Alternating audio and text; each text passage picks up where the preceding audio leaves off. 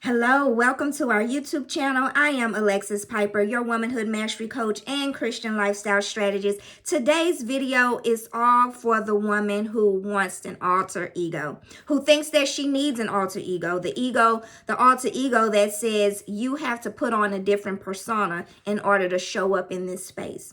An alter ego that says you really are timid, you really are shy. You need to have a different ego in order to come up in and speak, in order to be courageous.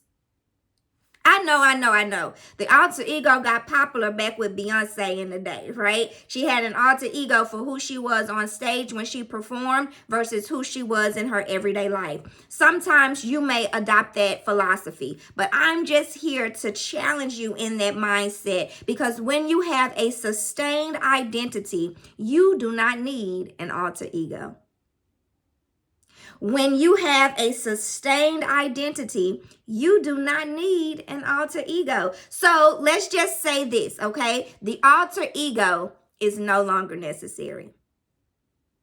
The alter ego is no longer necessary, okay? So let's start out with this. When we have this ego, right? That means that we know that we're a bad mama jamma, right? When we're functioning in this alter ego, that means that who we think we are has to be set aside so that we can show up in the energy, in the space, in the persona, in the she's a bad mama jamma type of confidence when we need to quote unquote perform.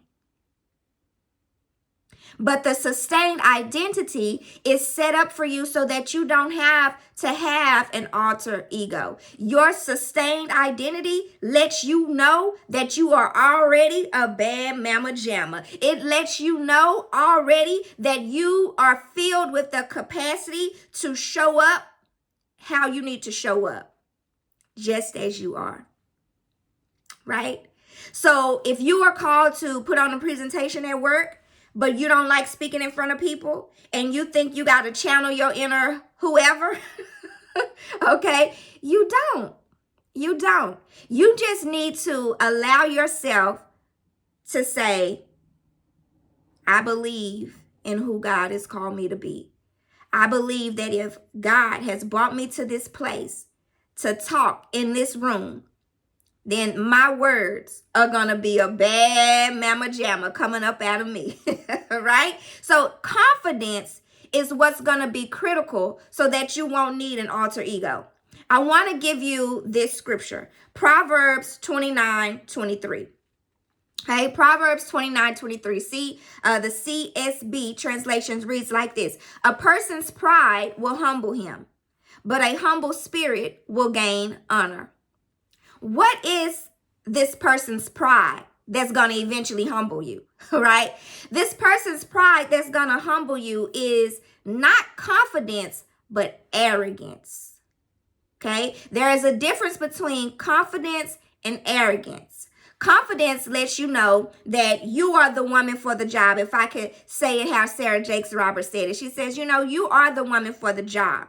So that is having a confidence to know that, like I said before, if God sent you and positioned you in that room, there is purpose for your presence there, and there is a sound that's going to come out of your voice that is necessary. That is confidence to know that who you are as a daughter, who you are as a woman, who you are as the employer, who you are as a wife, who you are as a mom, who you are, period, is enough. Who you are as a daughter of God, point blank, straight up, is enough because he has already qualified and approved you, and he's going to equip you because he called you in to be that, walk in that position. Okay, so this pride that's going to humble you is arrogance. Arrogance is, I can do it better. Arrogance is, ain't nobody in here gonna touch me. Arrogance is, I'm the only one that can do this. Arrogance is, you know what? These other people in this room, they ain't about nothing. Arrogance is I'm trying to say this in a nice I'm trying to say this in a nice way. I'm like, ooh, let me watch my words.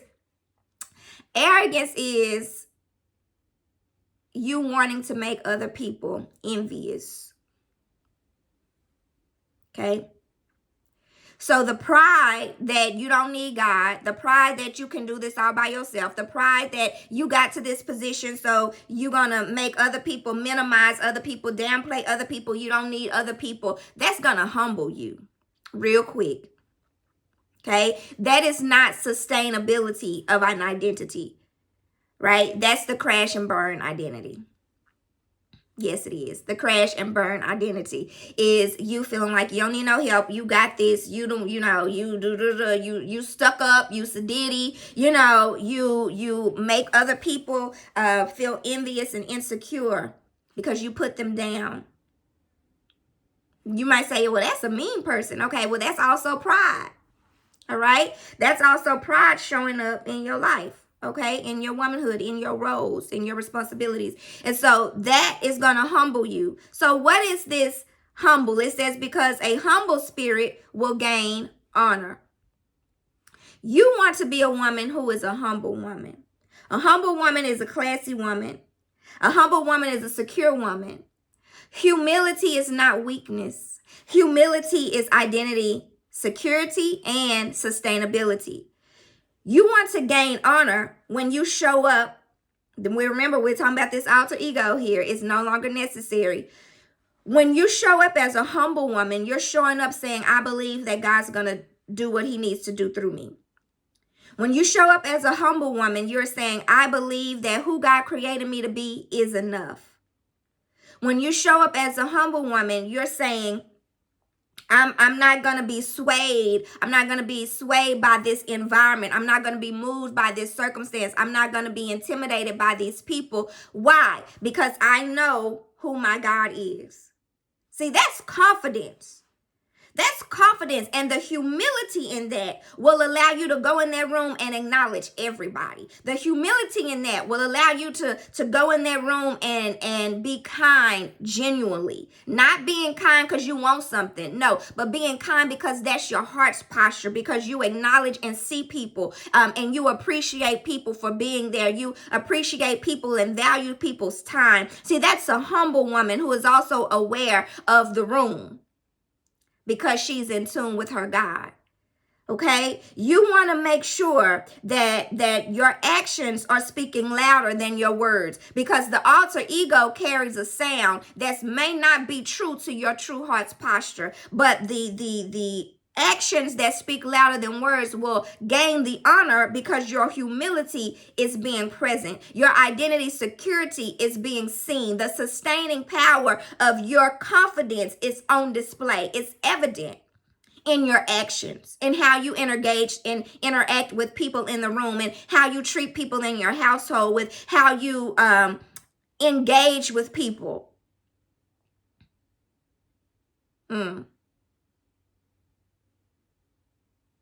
See, you can have a sustained identity beyond the circumstance and even in the midst of the assignment. I'm talking now to you leaders. I've been talking to you. I don't know if you've realized that yet, but beyond your assignment, you can have this sustained identity beyond the assignment and beyond the circumstance.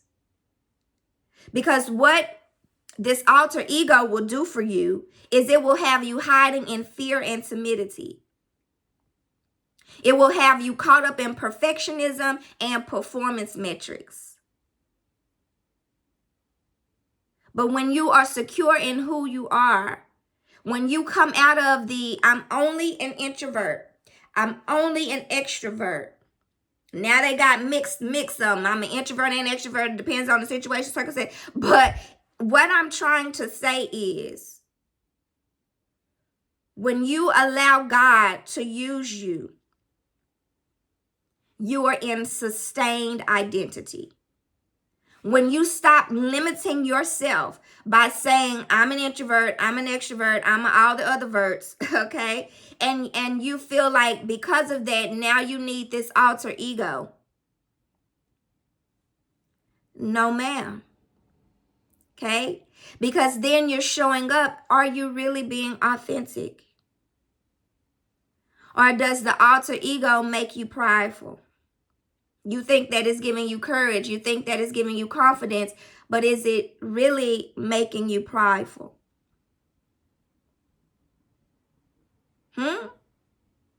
That is something that I want for you to examine, to reflect on. Because I'm challenging you today that the alter ego is no longer necessary.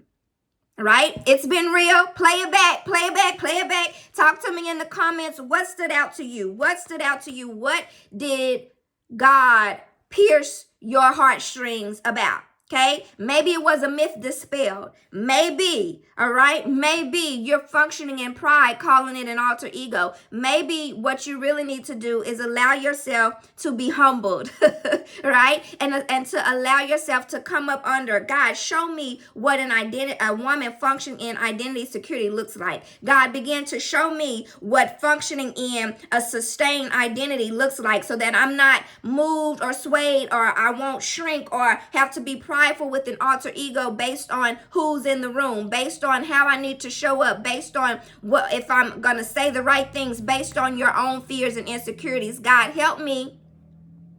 This is what you need to be praying, okay? God, help me to where I will also believe that the alter ego that I think is necessary really is no longer needed. All right, y'all. I'll see you in the next video.